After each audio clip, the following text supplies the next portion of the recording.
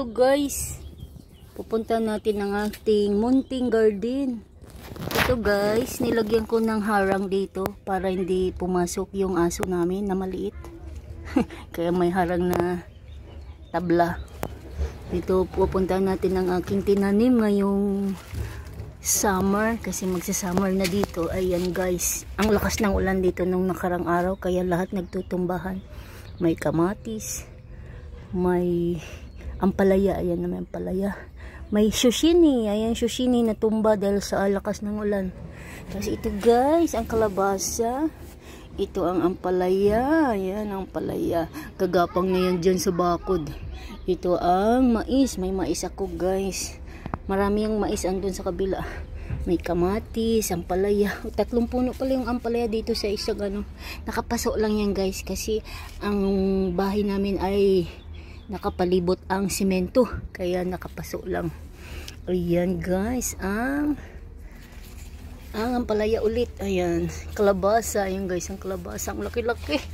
Laki-laki ng kalabasa. Ayan, kamote. Ayan, may kamote na ako. Puwi ko na yan. Harbisin at laswa.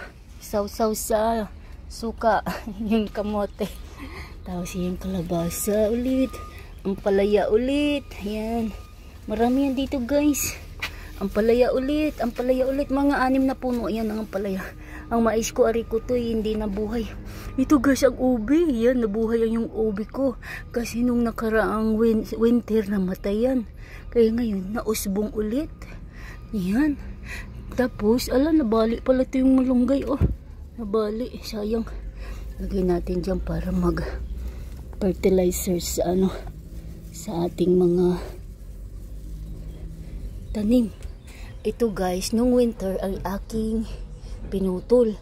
Kaya, ayan. Ang dami na naman nag-usbungan ngayon guys. Ang malunggay tree. Ayan. Pinutol ko yan. Diyan oh, ayan oh. Kita mo, nung bago mag-winter, pinutol ko yan para hindi na ako aakyat sa ladder. Kasi last year mataas yan, kaya umakyat ako sa ladder. Pero ngayon guys, tingnan nyo. Tingnan yung aking malunggay.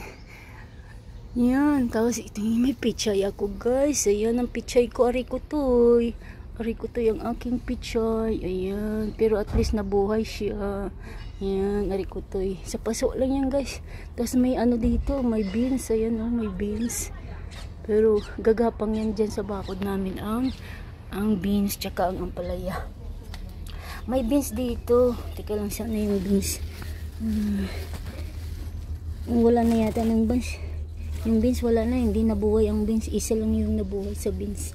Ayan guys, ang aking ampalaya. Gagawan ko yan ng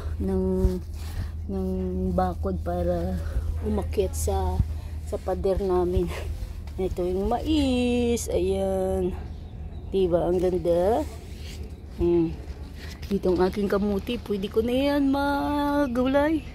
Pwede ko na yan matanggalan ng dahon at gulayin. Tapos yung ampalaya ko pwede na rin gulayin. Diba? Okay. Ayan yung mais guys. Yan, may mais ako dito. Tatlo. Tapos 3 din doon. Na puno yung mais ko. Ayan. Diba? Oh. Ayan, may mga bulaklak na rin yung mga halaman ko. Ayan. Ayan, mga halaman ko. Ganda. Diba? Tapos yan, mga bulaklak. Itong orchids. Nabublooming yung mga orchids ko. Ayan. Oh. Diba? Ayan, may blow orchids dyan sa taas. Ayan. Ilagay ko yung blow orchids dyan para makakita ng araw. Kasi sa loob ng bahay yan kaya nilagay ko dyan ang blow orchids. Ayan, diba? Maraming lily flowers dito. Yung iba may flowers na. May bulaklak na yung lily. Ayan o, bulaklak. Okay guys, thanks for watching. Bye bye.